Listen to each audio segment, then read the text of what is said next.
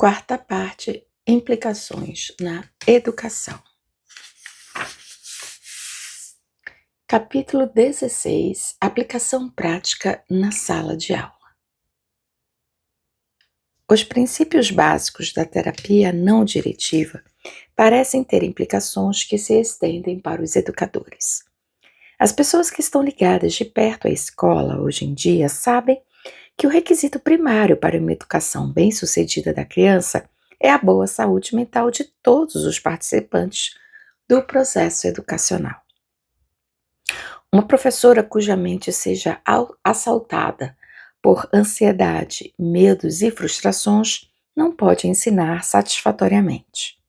Uma criança cuja vida emocional esteja em conflito e confusão não pode ser um aluno satisfatório.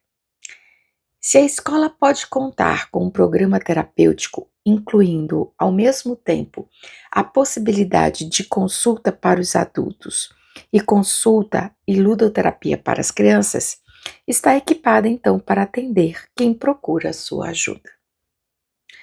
Já foram analisados progressos feitos pelas escolas no desenvolvimento de técnicas para resolver problemas na área da saúde mental.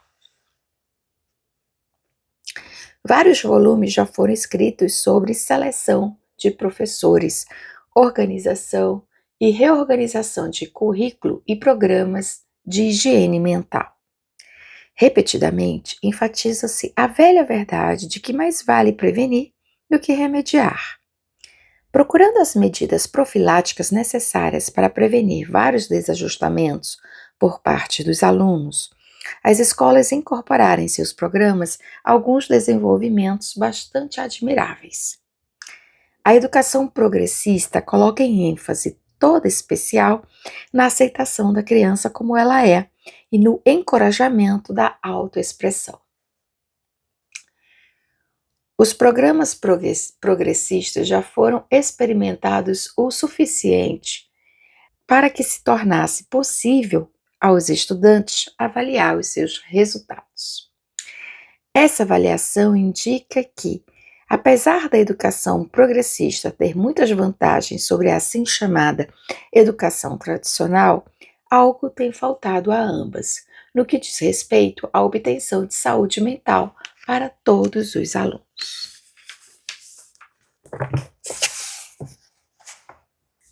Parece à autora que o único fator realmente importante no estabelecimento de uma saúde mental é o relacionamento estabelecido entre a professora e seus alunos. Isso é tão verdadeiro para o jardim de infância quanto é para o ginásio. É tão verdadeiro num esquema tradicional quanto num esquema progressista. É a permissividade para que ela seja ela mesma, a compreensão, a aceitação, o reconhecimento de sentimentos, a maneira de tornar claro o que ela está sentindo e pensando, que ajuda a criança a admitir autorrespeito. E as possibilidades de crescimento e mudança são cada vez maiores, à medida que as crianças desenvolvem seus insights. O que há de mais interessante a respeito desse tipo de comportamento se refere aos diversos usos que lhe podem ser atribuídos. Parece ser esse um pré-requisito para qualquer desenvolvimento satisfatório. As implicações para esse tipo de contato, que é também a base de um contato terapêutico, nas práticas educacionais são enormes. É ao ser estabelecido o relacionamento que os princípios básicos de terapia autodiretiva assumem uma posição importante. Um sentimento de amizade e calor humano por parte da professora estabelecerá esse tipo de contato entre a criança e ela e parecerá individualizar o ensino, muito embora haja outras 40 crianças dentro da sala. A professora que tem a reputação merecida de nunca ter sorrido dentro de uma sala de aula ou de nunca ter se desviado do plano de aula que tem nas mãos, é digna de pena e não poderá nunca ser chamada uma educadora. É uma atmosfera assim tensa e rígida que nervos jovens explodem e geram-se tempestades emocionais. Quando May, uma jovem alta, mais velha que sua turma, desengonçada e suja, vestida de farrapos e embaraçada, entra na sala. A professora estará tratando melhor de sua saúde mental se lhe endereçar o mesmo sorriso que destina a filha do diretor da comissão educacional da escola, em vez de olhá-la de alto a baixo e ofensivamente perguntar-lhe por que não se lava. No último caso, May sentirá uma gelada repulsa. Não será capaz de manter qualquer tipo de contato com sua professora. A professora que procura estabelecer uma boa saúde mental cria amizade e calor humano em relação a todos e a cada um de seus alunos. A professora aceitará cada criança exatamente como ela é. É prática comum aceitar o fato de Johnny ser canhoto ou Marlene estrábica. E ninguém espera que Jimmy, o coxinho, corra junto com os outros meninos. Essas diferenças físicas são suficientemente óbvias para fazer com que se dê à criança uma especial consideração. Mas o que fazer do adolescente cuja timidez é torturante e que ainda assim é obrigado a falar diante de seus colegas para não levar bomba? Ou o menino de primeiro grau, imaturo, que é iniciado nos primeiros exercícios de leitura só porque cronologicamente tem 6 anos? Talvez ele intelectualmente tenha essa idade, mas e se for emocionalmente infantil? Ou o menino de 8 anos, cujas relações familiares foram tão frustrantes que foi privado por tanto tempo de sentimento de segurança ou de sucesso, que sua agressividade toma, na escola, uma forma invisível e ativa e ele grita: detesto a escola, detesto você, detesto todo mundo. A professora deveria aceitá-lo como um indivíduo dinâmico, que está reagindo compreensivamente contra uma situação ruim, e dizer-lhe: às vezes você sente que nos detesta a todos, a escola, eu, todo mundo. Ou deveria tirar sua autoridade contra sua rebeldia, dizendo-lhe: não diga mais nenhuma palavra. A professora deve estabelecer um sentimento de permissividade em seu relacionamento, de modo que a criança se sinta livre para exprimir seus sentimentos e para ser ela mesma. Numa situação terapêutica, a criança exprime completamente seus sentimentos. Numa situação de sala de aula, devem necessariamente haver limites impostos à expressão completa de sentimentos. É nessa área que os educadores progressistas conseguiram suas maiores conquistas sobre a educação tradicional.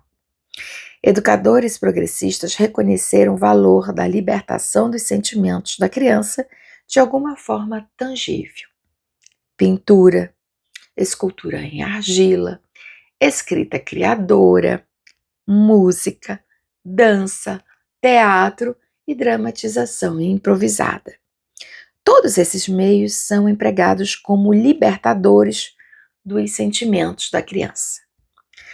Foi nesse ponto também que muitas falsas concepções de educação progressista surgiram.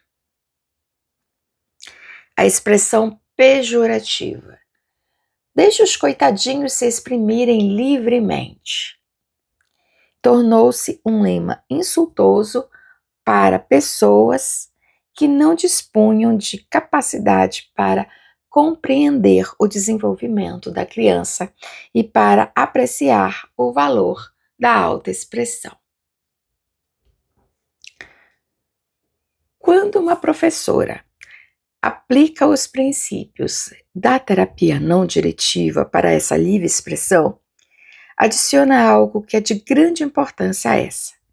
A livre expressão não basta em si mesma para trazer à criança um insight. A terapeuta, professora, fica alerta para reconhecer os sentimentos que a criança está expressando e deve refleti-los de volta para ela, de tal maneira que com isso ela tenha um insight de seu comportamento. Isso pode ser feito em grande escala, em qualquer situação de sala de aula, caso a professora tenha uma compreensão de seus alunos e um insight do comportamento humano. Se o relacionamento terapêutico foi estabelecido entre aluno e professora, muitas crianças podem receber ajuda para ganhar um valioso insight de seus problemas, antes que eles se tornem tão graves que venham ocasionar sérios desajustamentos. No grupo adolescente, os sentimentos estão muito à flor da pele. Muitas vezes é a professora de português, e aqui tem uma nota do tradutor que no original era a professora de inglês, quem goza de posição privilegiada dentro da escola, pois sua matéria se presta mais facilmente à autoexpressão. Por exemplo, Ângela, uma menina de 16 anos, entregou uma vez um exercício autobiográfico que serviu muito para ajudá-la. Naquela aula, tinha se tornado um hábito para as crianças escrever sua autobiografia, colocando uma ênfase toda especial no que pensavam e sentiam. Pediu-se aos pais que não ajudassem as crianças de modo que esses trabalhos fossem o resultado obtido estritamente de seu esforço. Foram tomadas providências para que essas redações fossem feitas durante o período de aula, de modo que os pais não pudessem influenciar de forma alguma os manuscritos. Várias semanas foram empregadas na preparação dos exercícios. Dessa maneira, os alunos tiveram a oportunidade de escrever sobre diversos estados de espírito. Ficou bem claro que tudo que fosse escrito seria mantido confidencial, sob total responsabilidade da professora encarregada. Ângela libertou seus mais profundos pensamentos nessa composição. Ela escreveu uma parte assim: Sou miseravelmente infeliz. Tenho sido infeliz a minha vida toda. Minha mãe não gosta de mim. Gosta mais de meu irmão. Mas acho que papai gosta de mim. Eu adoro meu pai. Sempre que posso, saio com ele. Isso deixa minha mãe danada da vida. Ela tem ciúmes de mim. Acho que tem mesmo. Às vezes ela é muito cruel comigo. Às vezes até me bate. Às vezes acho que detesto a minha mãe. Ela não me deixa crescer, controla minhas roupas, quer o tempo todo saber o que estou fazendo. Me examina como se eu fosse uma criminosa. Se não fosse por papai, eu já teria fugido de casa. Esse foi o parágrafo mais tempestuoso. Ângela, menina alta, loura, extremamente reservada, cuja mãe, muito atraente, era bastante ativa em todas as organizações estudantis da escola. Ângela, cuja vida parecia tão ideal e feliz e que tinha tudo que o dinheiro pode comprar. Ângela, que era a menina mais bem vestida em toda a sala, nunca tinha se interessado por rapazes. Parecia amadurecer lentamente.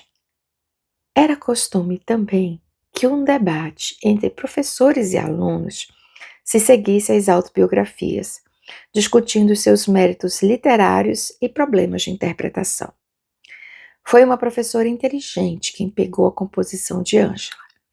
Em vez da reação tipo, isso me espanta, você tem uma mãe tão boazinha, ela percebeu os seus sentimentos e refletiu-os para ela. Você é muito infeliz, Ângela, e não acredita que sua mãe goste tanto de você quanto do seu irmão, não é assim? Ângela, sendo aceita assim como era, deu vazão a mais alguns de seus sentimentos, e a professora a acompanhou, acreditando que assim conseguiria ajudá-la a ter algum insight de seus sentimentos e de suas atitudes. sendo capaz de trabalhar seus problemas de modo a encontrar uma solução construtiva. Ângela não era a única na sala que tinha sentimentos perturbadores a libertar. De maneira bastante estranha, os alunos pareciam procurar as aulas de inglês no 11º grau com a senhorita S. Comentário. Interessante que aqui já não usa aula de português, né? Traduziu antes, mas não traduziu aqui. Era um instrumento acadêmico que, na verdade, ensinava as crianças a se conhecerem. Na turma de 1º grau, Charlene, linda menina que uma mãe ambiciosa forçou até quase o limite máximo, agita as mãos freneticamente quando a professora fala. Hoje vamos escrever sobre alguma das coisas que nos fazem ficar zangados. Quem quer ditar uma história agora? E enquanto as outras crianças continuam a ser crianças, desenhando, pintando, modelando em argila, brincando na areia, ou com brinquedos, ou com qualquer outra coisa que tenha escolhido, Charlene dita sua história com uma expressão cada vez mais carregada no rosto. Comentário. 1º grau que ela está falando é o que para nós seria o 1º ano e que está começando a ser alfabetizada. Então, como ela não consegue ainda escrever, porque não é alfabetizada, ela fala a história para a professora e a professora escreve. Então, por isso que ela diz, Charlene dita a sua história. Meu irmão me deixa louca. Está sempre me batendo. E Eleonor também. Fico maluca quando tenho que jogar pétalas de flores no chão em casamentos. Gosto de carregar flores, mas não de jogá-las no chão. Papai sempre me mete medo com seus chinelos, se não fizer tudo o que todo mundo me manda fazer. Meu irmão maior me mete medo também, me bate na cara. E uma vez, John me bateu tanto que desmaiei. E há trabalho demais para fazer, eu fico tão cansada. Outra coisa que me deixa biruta, não consigo escrever até 300, só até 200. E mamãe está sempre me mandando escrever quando estou em casa. Não posso sair para brincar enquanto não tiver escrito até 300. E 300 o quê? Eu não sei. A leitura é tão difícil e tão odiosa. Sou tão pequena que nem consigo chegar até a pia e tomar água. Tenho sempre de pedir a alguém que me dê água. Minha mãe também está sempre me dando comida, como nos dias em que ela faz talharim e me obriga a comer, quando ela me agarra e me enfia o talharim pela garganta abaixo. Até me arrependo de ter nascido. Isso é um protesto muito veemente contra as pressões que a esmagam. À medida que a professora escreve as palavras que ela vai refletindo, os sentimentos expressos por Charlene, os adultos em sua casa te metem medo. Seu pai com seus chinelos, Eleanor quando te bate, e você detesta ser tão menor do que eles. Encorajada, Charlene prossegue. E John me bateu muito. John é o fiel namoradinho, e essa é uma coisa terrível que ele lhe fez. Até John te bateu uma vez, diz a professora. Então Charlene se queixa de seu trabalho escolar, refletindo nisso, a pressão que sua mãe ambiciosa exerce sobre ela. Durante todo o ditado, a professora aceita as reações de Charlene e reflete os sentimentos expressos. É uma válvula de escape para suas tensões, tendo-lhe sido dada uma oportunidade de trazer a campo aberto seus sentimentos, há menos possibilidade de que eles se acumulem e se tornem tão afastados da realidade que causem sérios bloqueios.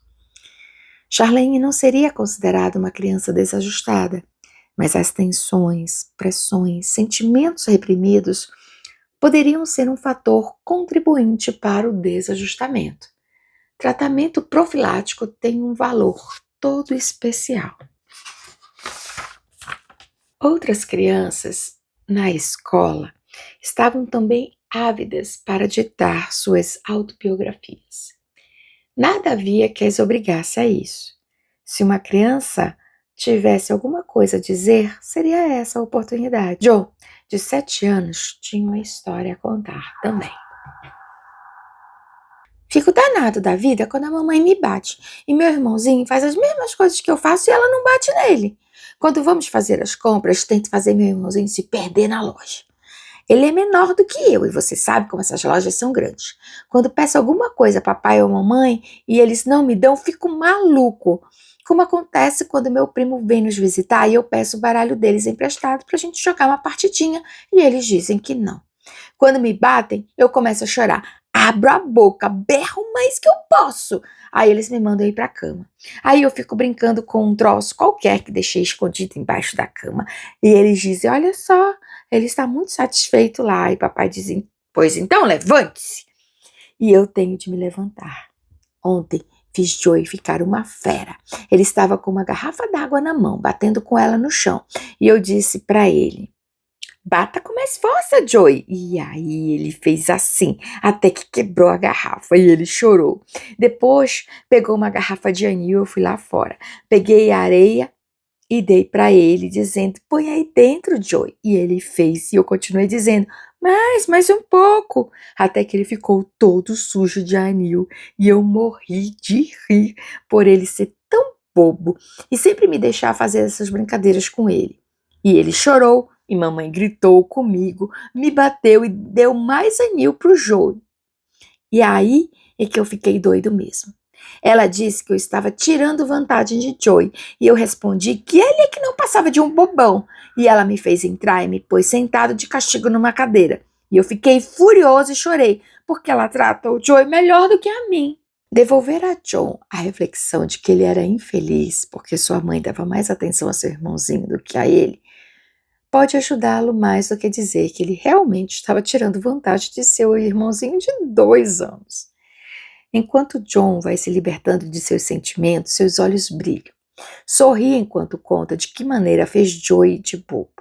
Seu rosto fica sério quando a professora lhe diz que ele desejaria que sua mãe lhe dedicasse tanta atenção quanto a que dá ao outro.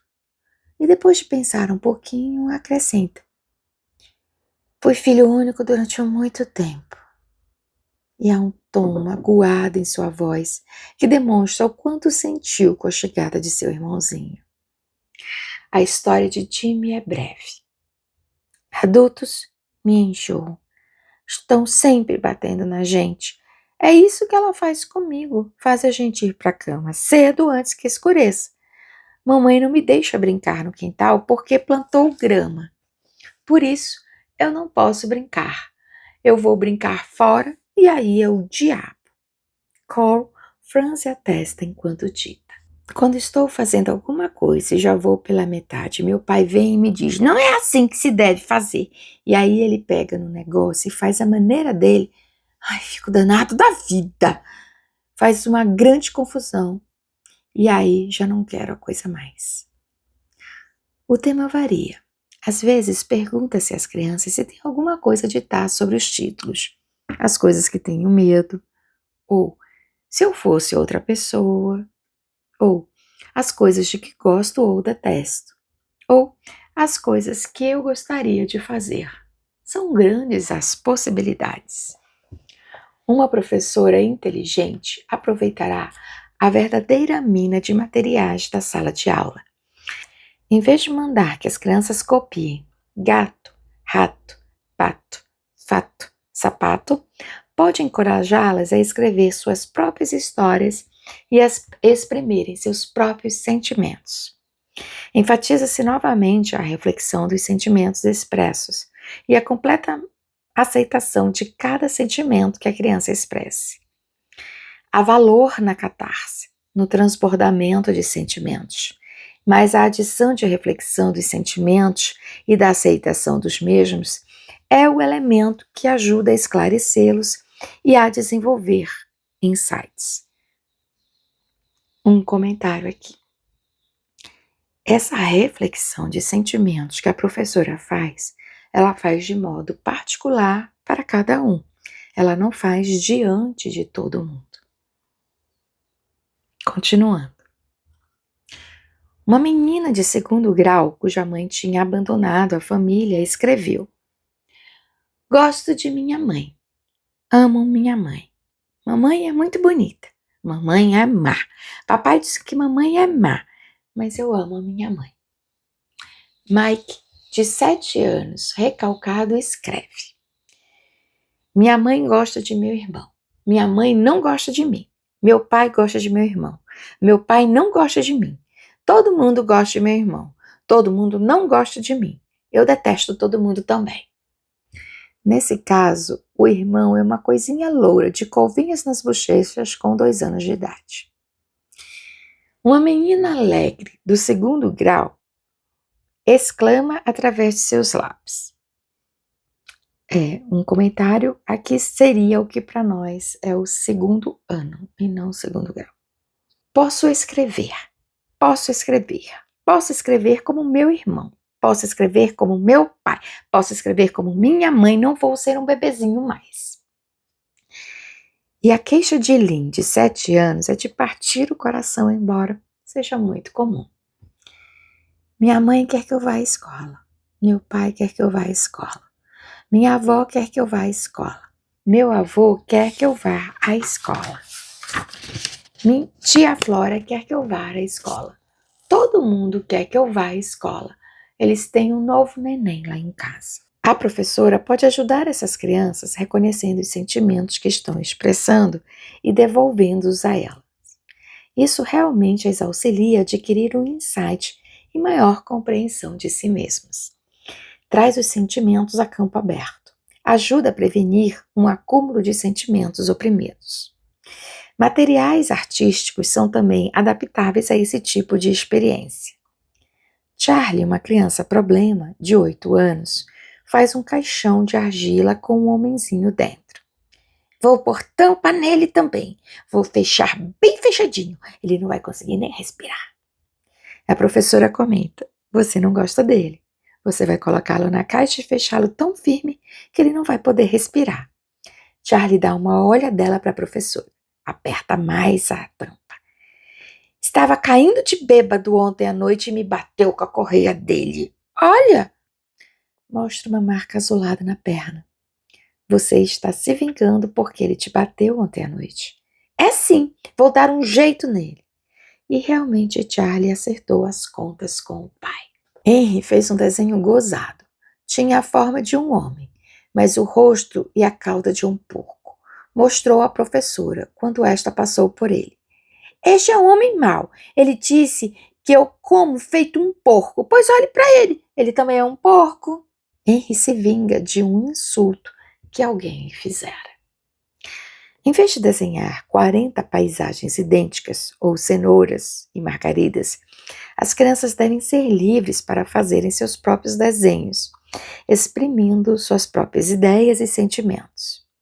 Mesmo a criança que se limita a ficar sentada em completa passividade recebe mais ajuda da professora que comenta: você está tendo um trabalhão para imaginar alguma coisa para desenhar, do que quando lhe dizem bruscamente: desenhe um coelho. Ou, venha cá, deixe-me começar o desenho para você. E esboçam o princípio de enquadro para a criança que parece não ter iniciativa e que nunca desenvolverá se não lhe permitir erguer-se sobre seus próprios pés e iniciar suas próprias atividades. Atividades impostas não desenvolvem a iniciativa de ninguém. Para ilustrar mais calmamente a maneira pela qual a criança usa os materiais artísticos para catarse e para demonstrar de que maneira a criança evolui de sentimentos negativos e destrutivos para outros positivos e construtivos, relata-se a experiência de Ernest com a pintura. Ernest é uma criança problema de 6 anos, cujo caso será relatado no capítulo 23. O incidente ocorreu no período de livre escolha. Uma vez Ernest pintou 4 grandes quadros, rápida e dramaticamente. O primeiro era uma montanha verde e púrpura. Olhe, disse Ernest à professora que estava ali por perto. É uma montanha. Ninguém vai perto dela. Você não quer que ninguém chegue perto de sua montanha. Ernest fez que sim e chamou mais 2 meninos. Vem cá, Rony, Tommy, me ajudem. Os 2 meninos vieram e ficaram olhando, enquanto ele pintava um avião voando sobre a montanha. Depois cobriu o avião com uma mancha vermelha. Puxa, disse Rony. Olha como o Ernest bombardeou aquele zero. É sim, olhe só, disse Ernest. Devem ter morrido todos, disse Tommy. Claro que sim, disse Ernest. O vermelho que você está vendo é fogo e sangue. Ernest estendeu seu desenho para a professora e fez outro de um aeroplano fazendo um voo rasante sobre uma montanha. Acrescentou mais alguma coisa à pintura. O que é isso? Perguntaram Rony e Tommy. Não houve resposta. É uma sirene, aposto, disse Rony. Não é, replicou Ernest. Então o que é? Perguntou Rony. É um sinal do inimigo, um sinal japonês. Não é não, replicou Rony. Sei o que estou dizendo, disse Ernest. São inimigos, são todos meus inimigos. E uma vez mais manchou o avião de vermelho. E de quem é esse avião? Perguntou Tom. Eu estou lá, disse Ernest. Meus inimigos estão todos tentando me ferir, estão atirando fogo em mim. Estendeu mais um quadro para a professora. Seus inimigos estão tentando te ferir, disse a professora. Eles estão me ferindo, disse Ernest, todo sério. Começou imediatamente um terceiro desenho. Isso é outra montanha. Me ajude aqui, Tommy. Faça o que estou fazendo. Você também, Rony. Os meninos pegaram nos pincéis e imitaram Ernest. Pintaram outra montanha, usando primeiro tinta branca e depois continuando com verde, púrpura, alaranjado, vermelho e marrom, e finalmente preto. Ernest pintou de novo o avião e o manchou com tinta vermelha. Os meninos fizeram barulho de avião e canhão. O quadro tornou-se uma mancha só. A tinta era aplicada com gestos largos e livres. Gritavam e riam muito. De repente, Ernest gritou. Olhem só! Explodiu o mundo todo! Explodiu o mundo e todo mundo que estava nele. E o avião está pegando fogo. A professora, de pé ao lado deles, reconheceu os sentimentos agressivos. Quando o desenho acabou, ele o estendeu à professora e pegou noutra enorme folha de papel. Gritou, vamos fazer outra montanha. Uma montanha grande e alta, disse Tommy. Vem, Bill, vem, Bob, Ana, vocês querem me ajudar? Todos o fizeram, pintando segundo as instruções de Ernest. Um observador dessa experiência não poderia deixar de reparar nas reações intensas das crianças a essa experiência. Tinha grande significado para todas elas. O que significava para cada uma é um assunto a ser pensado, mas é inegável que tinha um conteúdo específico para cada participante. Não é uma montanha alta? Comentou Ernest. Alta, muito alta. Sabe o que vai ser? Uma montanha muito alta, disse a professora. Branca, depois verde, depois púrpura e vermelha. Olha, Ana, vermelha. Depois alaranjada e amarela e azul. Olha, está ficando preta, exclamou Ernest com um encanto evidente. As cores, quando são misturadas assim, ficam pretas, disse a professora. É fumaça, disse Ernest, e está escuro. Mas olha o aeroplano, está pegando fogo. É o inimigo, tá vendo? Acabei com eles, viu? Já não há mais inimigos. E olhe para a montanha.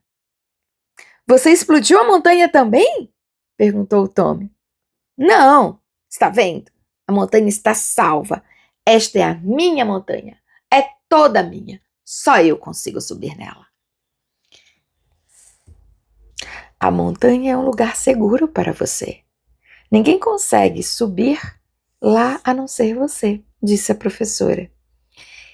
Ernest parecia alegre, feliz Esse último desenho tinha mais forma e nitidez que os outros. No dia seguinte, Ernest pintou outro quadro, um sol amarelo e brilhante, flores amarelas, e atravessando o quadro, escreveu com tinta amarela: A primavera chegou. A primavera está aqui, o sol brilha. Depois, virando-se para a professora, disse: Este quadro é feliz, ensolarado.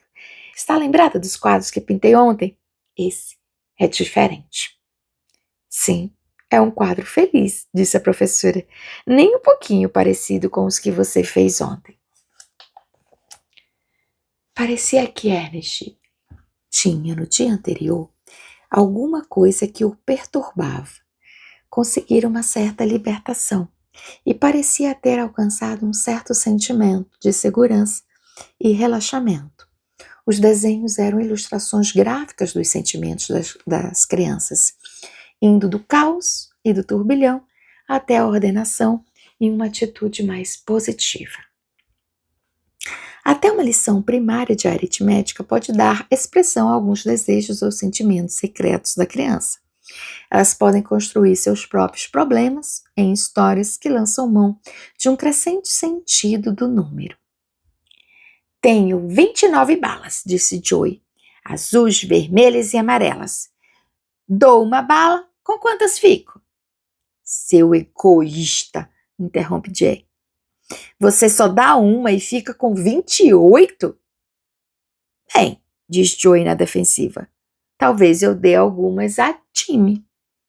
Comigo não seria assim, diz Carl. Tenho 10 docinhos, fico com um e dou os outros todos. Quantos dou? 9, dizem os meninos em coro. Eu gosto de você, Carl, você é meu amigo. Eu tenho 300 balas, diz Joey, e fico com todas elas. Joey, você é um porquinho, diz Jack.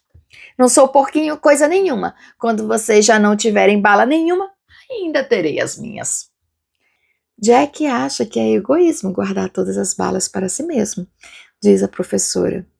Mas Joey acha que, se guardá-las todas para si, poderá comê-las quando quiser. Um dia ele acaba perdendo o saquinho inteiro, diz Carl. Se ficar brincando com elas aqui na escola, ainda acaba tirando elas dele. Nisso, não há apenas aritmética. Na realidade, pode-se até dizer que não há aritmética alguma. Ponham-se as combinações em cartões, diriam alguns, e deixem as tolices de lado. Mas a própria natureza da criança reclama contra procedimento tão estúpido. Não é possível separar o aprendizado da vida. A criança é um ser dinâmico e cheio de força. Não deve ser colocado numa redoma. Deem-lhe a oportunidade de agir como um indivíduo.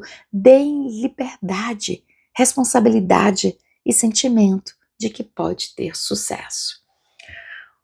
Um currículo escolar digno de ocupar o seu lugar em nosso sistema educacional prevê uma oportunidade de enriquecimento da vida da criança, para muito além dos simples requisitos acadêmicos.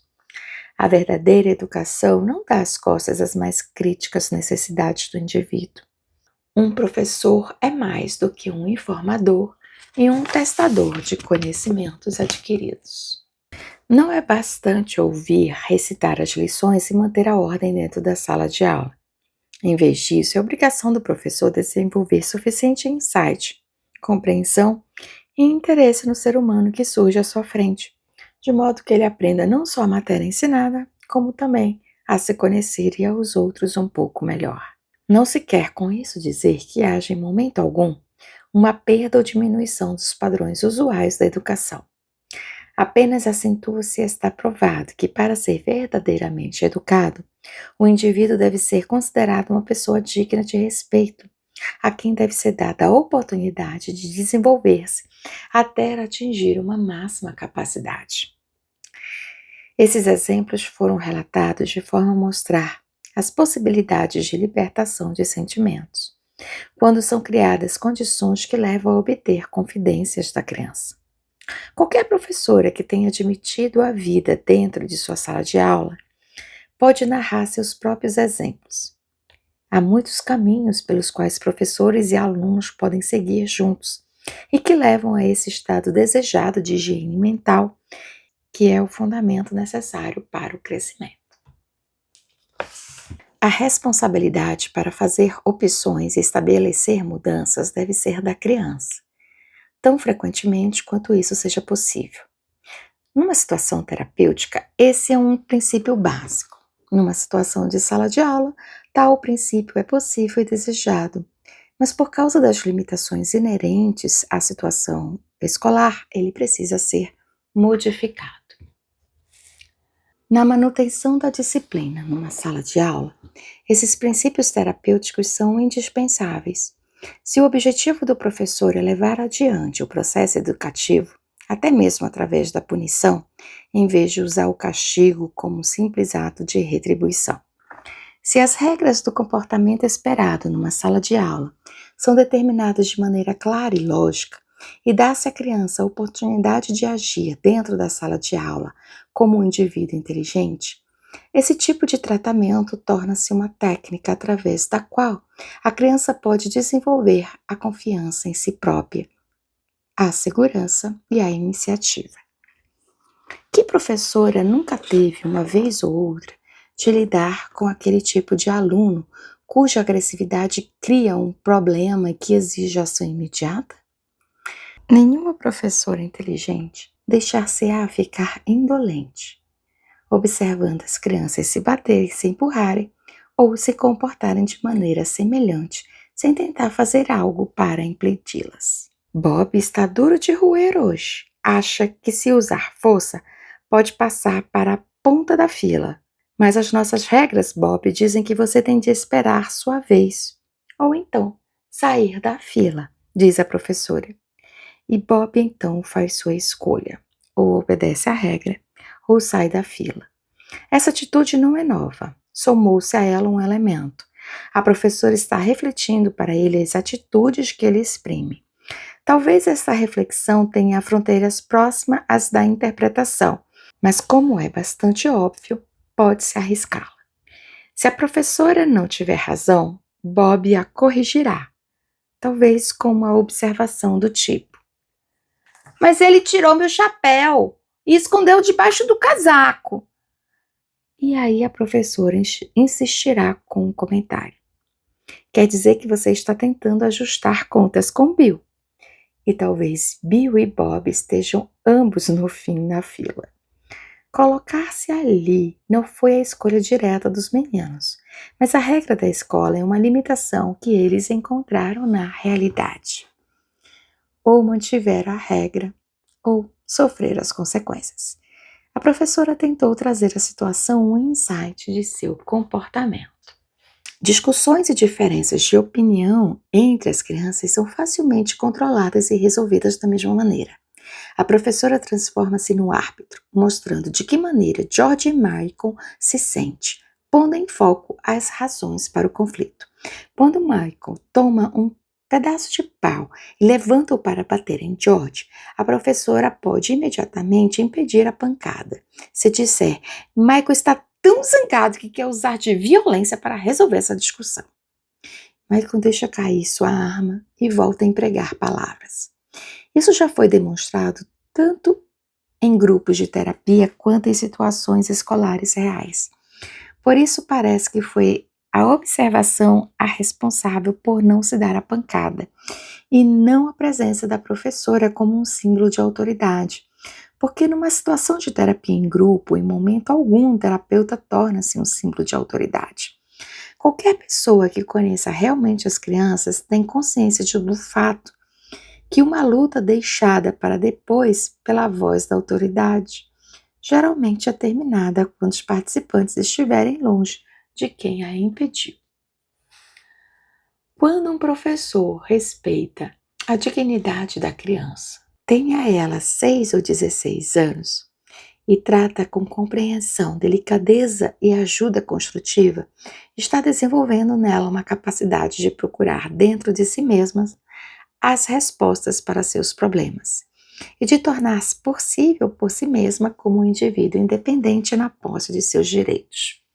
Possivelmente a maior contribuição para os educadores podem fazer a geração mais jovem é o tipo de orientação que coloca ênfase sobre a autoiniciativa e que transmite aos jovens, através de exemplos vivos, o ensinamento de que cada indivíduo é responsável por si mesmo. Em última análise, a capacidade de pensar construtiva e independentemente que assinala o homem educado. O crescimento é um processo gradativo que não pode ser imposto por forças que venham de fora. A coisa mais importante é o relacionamento existente entre a professora e seus alunos. Suas respostas devem vir ao encontro e não de encontro.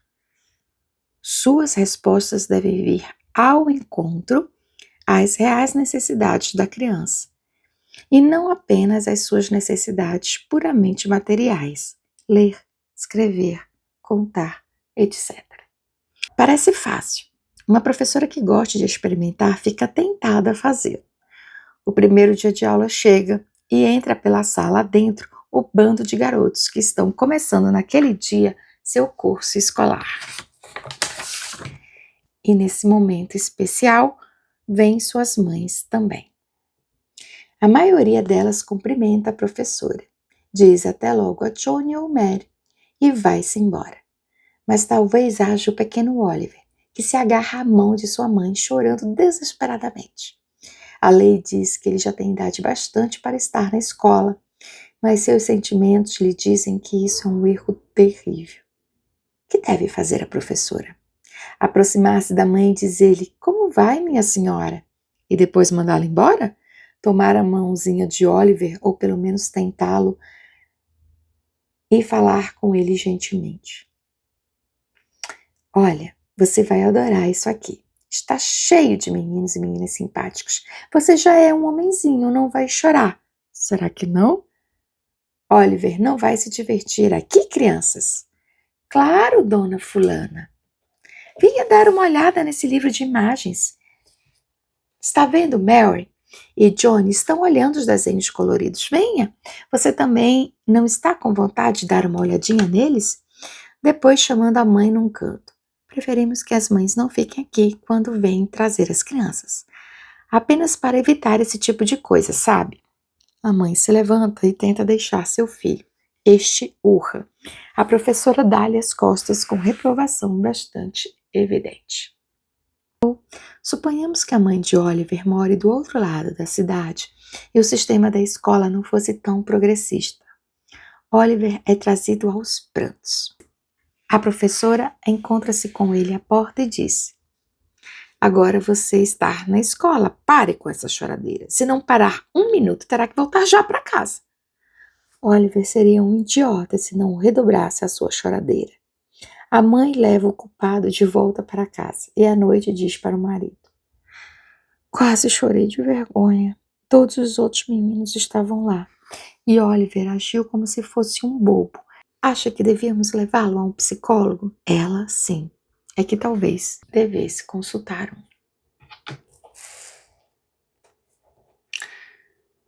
Suponhamos que a mãe de Oliver leve-o ainda a uma outra escola. A professora nessa escola vai tentar uma maneira simples de lidar com esse problema. Oliver ainda é o mesmo chorão. Sua mãe também ainda é a mesma. Lá vem eles. A professora cumprimenta-os. Convida a mãe para entrar cordialmente. Oliver agarra-se a ela. Você está com medo que sua mãe vá embora e te deixe, mas ela vai ficar aqui até que você mesmo queira que ela vá. A mãe de Oliver fica ruborizada. Ele é tão criança, diz em tom de desculpa. Algumas crianças têm medo quando começam a vir à escola. É uma experiência tão diferente para elas, diz a professora. Sim, espero que sim. A mãe percebe que as outras crianças já estão brincando e se adaptando à situação. Não pode evitar de pensar na razão pela qual elas se arranjam melhor do que seu Oliver. Nesse meio tempo, Oliver já reencontrou a sua segurança. Está sendo aceito exatamente como é. Essa mulher estranha acertou em cheio quando disse que ele estava com medo. Há outras crianças ali adiante brincando com toquinhos. Talvez ele pudesse. Olha para um lado, para o outro, com medo de que alguém esteja por perto para pressioná-lo. Mas ninguém o aborrece. Assim que Oliver começa a aproximar-se do grupo, a mãe pergunta à professora: Posso ir saindo agora? A senhora pergunta se poderia sair, agora que ele não está olhando, reflete a professora. Ele pode aprontar um berreiro danado, diz a mãe. Mas a senhora quer que eu o faça? Faça como achar que deve. Quanto a mim, se a senhora quiser ficar, seja bem-vinda. Ou se achar que já está pronta para ir embora, pode fazê-lo. Qualquer mãe que tenha mantido Oliver tão dependente, ou voltará e sentará, ou irá dizer-lhe adeus antes de ir embora. Não vai escapulir sem que ele veja. Sim, os princípios terapêuticos têm implicações para os educadores. Trazem resultados inacreditáveis. Convidam seus professores a experimentá-los, se já não o tiverem feito durante muitas e muitas vezes. Um dia, um aluno do 1º grau disse à professora: Gosto um bocado de bater, morder, unhar e machucar as pessoas. Adoro fazer as criancinhas chorarem. Outra professora ouviu por acaso essa observação e disse mais tarde à professora do menino: Ouvi a conversa de vocês. Se aquele menino me tivesse dito que gostava de bater, morder as pessoas e fazê-las chorar, eu teria lhe dito tudo o que penso dele. Mas Pat estava solidificando o nosso relacionamento. Estava me dizendo as coisas mais horrorosas que podia a seu respeito. Daqui a pouco já será capaz de evoluir para modos de pensar mais positivos. Você gosta que uma criança te diga exatamente o que pensa? Disse a professora cética, com uma nota mais do que irônica na voz. No dia seguinte, ela chamou a professora de Pat. Sabe que empreguei aquela sua técnica? E qual foi o resultado? Você conhece aquele burrinho teimoso chamado Jacob, que é aluno da minha turma? Bem, quando ele entrou na sala hoje de manhã, peguei-o pelo ombro e disse: Olha aqui, Jacob, diga-me exatamente o que pensa de mim. Jacob olhou para mim da mesma maneira inexpressiva de sempre. É sério, pode dizer o que quiser, não farei nada com você. Jacob grunhiu um pouco, depois disse: Eu penso que você é biruta se acha que eu vou lhe dizer tudo o que penso de você. E a professora de Jacob, rindo animadamente, disse: Nada mal para uma primeira tentativa, não é?